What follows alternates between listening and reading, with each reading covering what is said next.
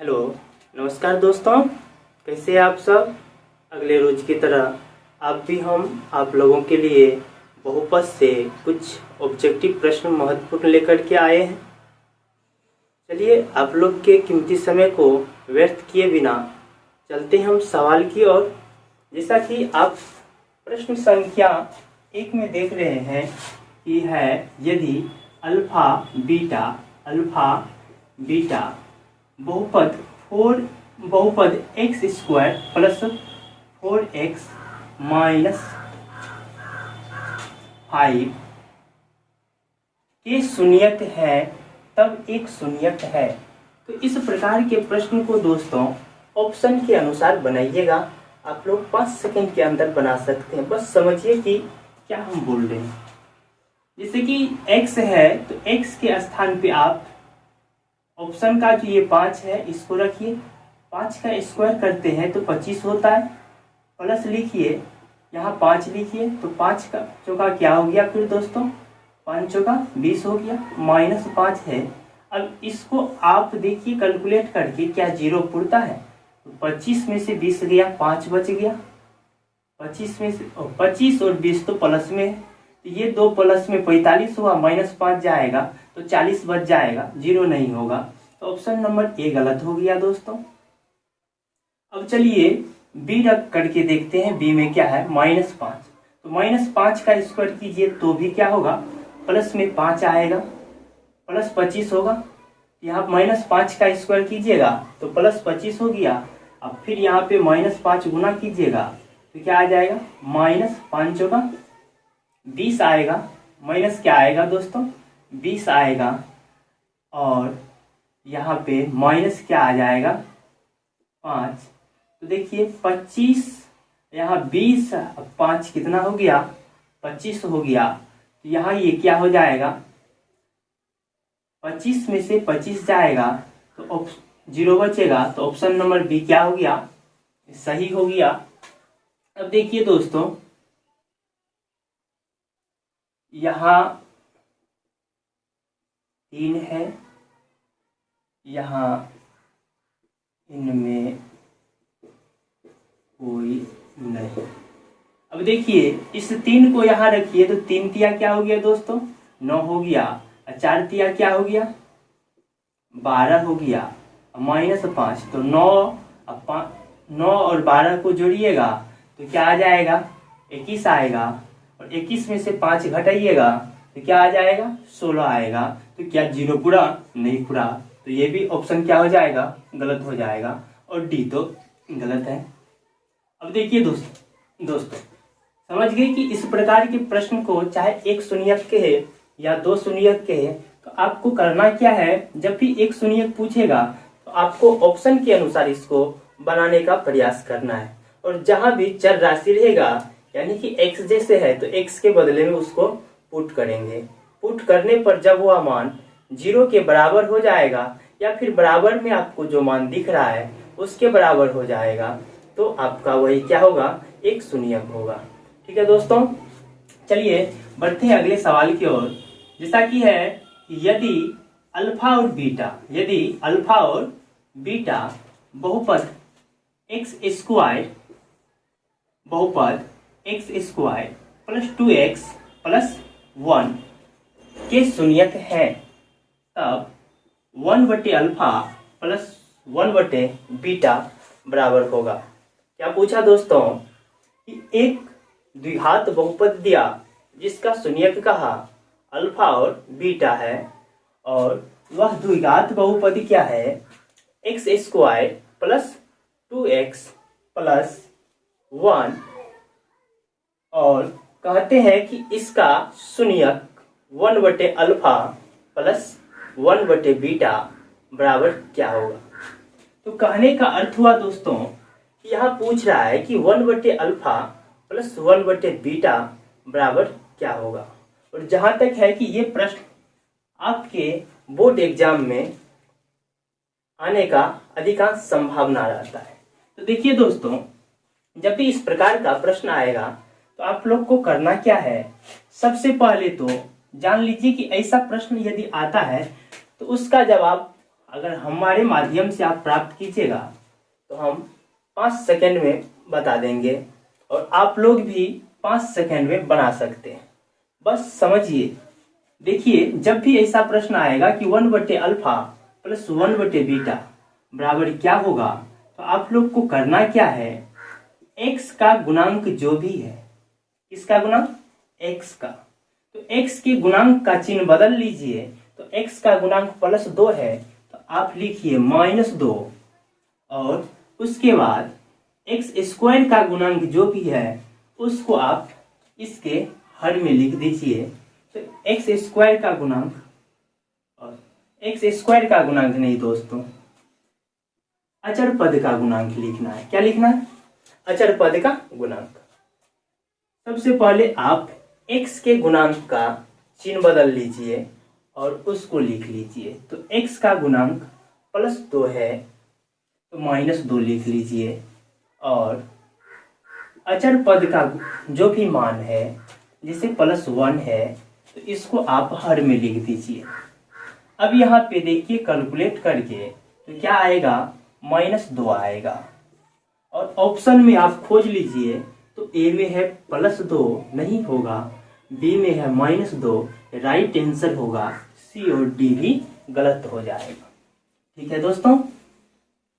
अब देखिए अगला प्रश्न है, यदि बहुपद x² plus ax minus b के शून्यक a दूसरे के व्युत्क्रम हो तब b का मान होगा। क्या कहा दोस्तों कि एक द्विघात बहुपद दिया है। द्विघात बहुपद क्या है कि ax² क्या है दोस्तों, द्विघात बहुपद है x² plus ax minus b के कहता है कि एक शून्यक दूसरे के व्युत्क्रम है। तो देखिए दोस्तों, तब पूछता है कि b का मान क्या होगा। कब, जब एक द्विघात बहुपद दिया है। तो बहुपद क्या है दोस्तों, x² plus ax minus b, और इसका कहता है कि शून्यक जो है एक दूसरे के व्युत्क्रम है। कहने का अर्थ हुआ कि उल्टा है। इस स्थिति में कहता है कि b का मान क्या होगा। तो b कहाँ है दोस्तों, b एक अचर पद है। b क्या है, b एक अचर पद है और इस अचर पद का मान कहता है क्या होगा। तो देखिए दोस्तों, जब भी व्युत्क्रम का बात कहा तो आप लोग को समझना है कि ये होता क्या है। तो इसका अर्थ होता है कि आप जो है उसका उल्टा। तो आप जैसे अल्फा है तो आपका उल्टा 1/अल्फा। ये एक दूसरे का व्युत्क्रम होता है, यानी कि उल्टा होता है। ठीक है दोस्तों। आप यदि अल्फा हैं तो दूसरा 1/अल्फा है, यदि आप बीटा हैं तो दूसरा 1/बीटा है। ठीक है दोस्तों। तो यहाँ पे अब तो समझ में आ गया कि यदि आप 2 हैं तो दूसरा 1/2 है। ठीक है। अब कहने का अर्थ हुआ कि आंसर क्या आएगा। तो कौन सा पद है दोस्तों, बी एक अचर पद है। और अचर पद पे हम बताए थे इससे पिछले वीडियो में कि अचर पद पे क्या होता है। तो अचर पद पे अल्फा गुना बीटा होता है दोस्तों। और तो यहाँ पे आप, यदि आप अल्फा हैं और दूसरे आप 1/अल्फा हैं तो अल्फा अल्फा कट गया ना दोस्तों, तो क्या बचा, 1 बचा। यदि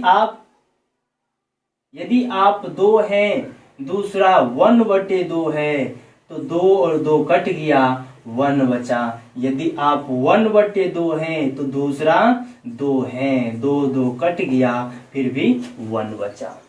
तो कहने का अर्थ ये हुआ दोस्तों कि जब भी आप लोग को कहे कि दो एक द्विघात बहुपद है और उसके शून्यक एक दूसरे का व्युत्क्रम है, उल्टा है, तब उसका गुणनफल क्या होगा, शून्यकों का गुणनफल क्या होगा, यानी कि अचर पद पे क्या होगा।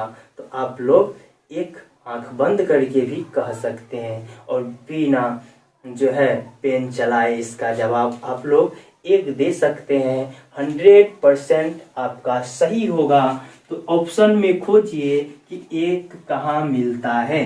तो देखिए दोस्तों, एक ए में है एक, तो ए नंबर आंसर इसका क्या होनी चाहिए, सही होनी चाहिए। ठीक है दोस्तों, तो आंसर इसका क्या सही होगा, ए नंबर यानी कि +1। और बी में देखिए दोस्तों क्या है -1, सी में देखिए क्या है ए, और डी में है 1/a। तो ये नहीं होगा।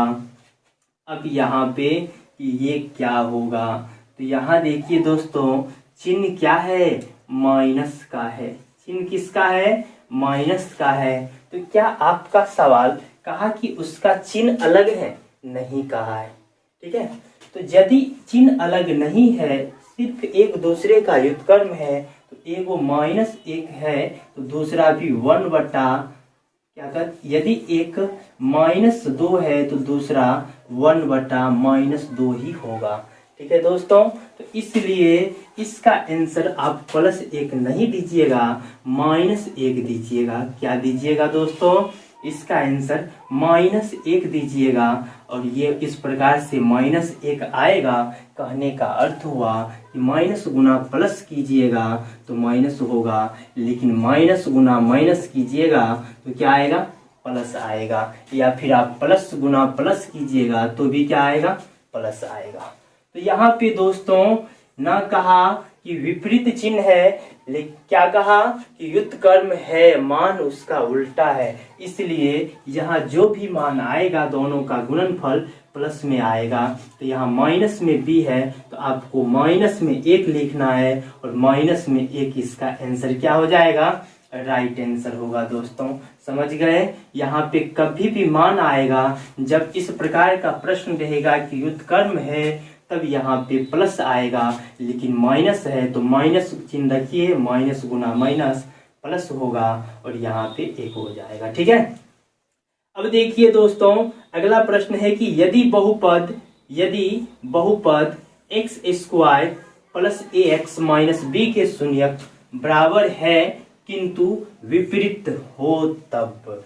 अब देखिए दोस्तों इसी के अनुसार ये दूसरा प्रश्न हम लिए हैं, जो क्या कहता है कि एक द्विघात बहुपद है। द्विघात बहुपद क्या है दोस्तों, समझिएगा कि द्विघात बहुपद है x² + ax - b। अब इसमें क्या कहता है कि के शून्यक बराबर है, यानी कि ये जो द्विघात बहुपद दिया x² + ax - b, इसका शून्यक बराबर है परंतु इसका चिन्ह विपरीत है। विपरीत किंतु विपरीत हो तब, कहने का अर्थ हुआ कि विपरीत हो क्या, इसका चिन्ह विपरीत हो। इसका क्या विपरीत हो, चिन्ह विपरीत हो, तब कहता है ए का मान क्या होगा। तो देखिए दोस्तों जब भी ऐसा प्रश्न आएगा तो इसका भी जवाब आप लोग 5 सेकंड के अंदर दे सकते हैं। बस याद रखिए कि हम क्या कह रहे हैं, क्या बता रहे हैं आप लोग। देखिए सबसे पहले तो जानिए कि आपसे पूछा क्या, ए पूछा और ए है किसके साथ, तो x का गुणांक है। क्या है दोस्तों, x का गुणांक है। अब x का गुणांक होता क्या है, यहाँ पे देखिए कि जब कहा इसका चिन्ह उल्टा है तब क्या आ जाएगा। हम आपको बोलते हैं दोस्तों कि 2 और एक ऐसी संख्या लिखिए जो इसका प्रतिलोम हो, कहने का अर्थ 2 का उल्टा चिन्ह वाला हो। तो क्या लिखिएगा, -2 लिखिएगा ना। यदि हम कहते अब इन दोनों को जोड़ दीजिए तो क्या लिखिएगा, जोड़ करके 0 लिखिएगा। क्या लिखिएगा, 0 लिखिएगा। कहने का अर्थ हुआ यदि आप 2 हैं तो दूसरा क्या है, -2 है जो आप में जुड़ना चाहता है, तो क्या हो जाइएगा, आप 0 हो जाइएगा। तो देखिए दोस्तों, तो a का मान क्या आएगा, 0 आएगा। a का मान क्या आएगा दोस्तों, 0 आएगा। तो 0 आएगा। जब भी इस प्रकार का प्रश्न रहेगा तो आंख बंद करके भी आप लोग बिना पेन चलाए 0 को चुनिएगा, आंसर आपका सही हो जाएगा। ठीक है दोस्तों। अब देखिए अगला प्रश्न है, कहता है p का मान जिसके लिए बहुपद x³ + 4x² - px + 8 पूर्णतः x-2 से भाज्य है। कहने का अर्थ हुआ कि एक त्रिघात बहुपद दिया दोस्तों और एक रैखिक बहुपद से उसमें भाग दिया जा रहा है। तब कहता है कि आप बताइए कि निम्न में कौन सा p का मान होगा। यानी कि त्रिघात बहुपद में एक रैखिक पद ऐसा है जहां पे उसके x का गुणांक के स्थान पे p लिख दिया गया है और उस p का मान पूछता है। तो देखिए दोस्तों, जब भी ऐसा सवाल आएगा तो उसका भी जवाब आप लोग बड़ी ही आसानी से दे सकते हैं, बस समझिए। तो जिससे आप भाग दे रहे हैं दोस्तों और जिक्र कर रहे हैं कि वह उनसे पूरा कटेगा, पूरी तरह कट जाएगा। कहने का अर्थ हुआ कि शेष आपको कुछ भी नहीं बचेगा, 0 बचेगा। तब आप क्या कीजिए, जिससे भाग दे रहे हैं उसके बराबर मान निकाल लीजिए। यदि x के साथ है तो उसके बराबर x का मान निकाल लीजिए। तो यहाँ जैसे x-2 है दोस्तों, तो x-2 के बराबर 0 रख करके अगर हम बोले तो x बराबर क्या आ जाएगा, +2 आ जाएगा। यदि x-2 है और पूछे x का मान क्या होगा तो x बराबर क्या आ जाएगा दोस्तों, +2 आ जाएगा। और ये +2 को अब आप क्या कीजिए कि जिस बहुपद में आप भाग दे रहे हैं उस बहुपद में उसका मान रख दीजिए। तो यदि यहाँ x बराबर 2 बोले तो 2 रखिए, तो बोलिए क्या हो जाएगा। यदि आप x का क्यू करते हैं यानी कि 2 का क्यू करते हैं तो 2 का क्यू 2 दूना 4 दूना क्या हो जाएगा दोस्तों, 2 का क्यू यदि कीजिएगा उसके बाद +4 गुना 2 का स्क्वायर करना होगा, फिर -p गुना 2 लिखना होगा +8। तो 2 का क्यू क्या आ जाएगा दोस्तों, 8 आ जाएगा। और यहाँ 2 का स्क्वायर 4 और 4 गुना 4 कीजिएगा 16 आएगा, -2p हो जाएगा +8। यदि अब आप इनको सॉल्व करते हैं तो 16 में 8 और 8 जोड़िए तो फिर 16 में 16 जोड़ना होगा तो 32 हो गया दोस्तों। क्या हो गया, 32 हो गया। और 32 बराबर 2p, तो p बराबर क्या हो गया दोस्तों, 16 हो गया। क्या हो गया, 16 हो गया। तो देखिए ऑप्शन में क्या a में है 16, नहीं है, b में है, नहीं है, c में है, नहीं है, तो d तो होना ही होना है। तो d में 16 है। समझ गए दोस्तों। अब देखिए अगला सवाल है आप लोग का, जैसा कि देख रहे हैं यहाँ कहता है निम्न में कौन बहुपद नहीं है। और ऐसा सवाल आपको 100% देखने को मिलता है कि बहुपद है या नहीं है इससे संबंधित।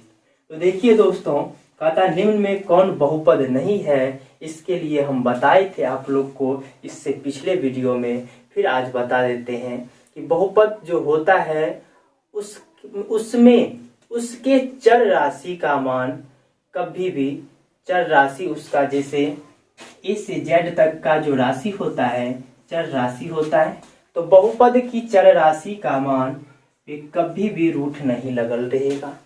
कहने का अर्थ हुआ कि जैसे रूट x के है तो बहुपद नहीं है, यदि कहे रूट y तो भी बहुपद नहीं है। कहने का अर्थ दोस्तों कि चर राशि पे रूट नहीं लगल रहनी चाहिए। यदि पूछे आपको कि रूट एक्स स्क्वायर, तब तो आप कहिएगा बहुपद नहीं है, लेकिन रूट एक्स स्क्वायर बहुपद है। क्यों दोस्तों कि एक्स स्क्वायर है और इसका यदि आप चाहें तो वर्गमूल के अनुसार तो इसका आंसर एक्स लिख सकते हैं। लिख सकते क्या है, होगा ही होगा। इसलिए दोस्तों तो यहाँ पे तो इस पे रूट नहीं रहा। तो जब भी आप चर राशि पे रूट देखिएगा और वह रूट हटने का संभावना नहीं रहेगा, यानी कि जिस स्थिति में आप अपरिमेय को चुनते हैं उसके अनुसार यदि रहा तो आप उसको बहुपद नहीं कहिएगा। दूसरा कि चर राशि पे माइनस घात यदि रहेगा तो आप उसको बहुपद नहीं कहिएगा। तीसरा, यदि चर राशि का मान आपको हर में दिखाई दिया और वह हर से नहीं हट सकता है तो उसको भी आप बहुपद नहीं कहिएगा। ठीक है दोस्तों, तो देखिए यहाँ जो मान है ए में, तो चर राशि ऊपर है तो ये बहुपद होगा, क्योंकि इस पे ना तो रूट है, ना ही ये हर में है, ना ही इस पे माइनस घात है, तो ये क्या होगा, बहुपद होगा। अब देखिए बी में कि चर राशि पे स्क्वायर है लेकिन प्लस में है, और यहाँ रूट है लेकिन चर राशि पे नहीं बल्कि अचर राशि पे है, तो ये भी बहुपद होगा। अब सी में देखिए दोस्तों कि चर राशि का मान हर में है, तो ये क्या होगा, यदि आप इसको अंश में भेजना चाहते हैं तो भेज सकते हैं, लेकिन क्या आ जाएगा x माइनस 1 और पावर माइनस 1। तो देखिए यदि ऊपर भेजते हैं तो भी आ जाता है -1 पावर, नहीं भेजते हैं तो भी ये हर में रहता है। तो इस स्थिति में ये क्या होगा, बहुपद नहीं होगा। तो आपका निगेटिव यानी कि नहीं पूछा तो नहीं का भाई नहीं सही हो जाएगा, ऑप्शन नंबर सी सही हो जाएगा, ए गलत हो जाएगा, बी भी गलत हो जाएगा। अब सी में देखिए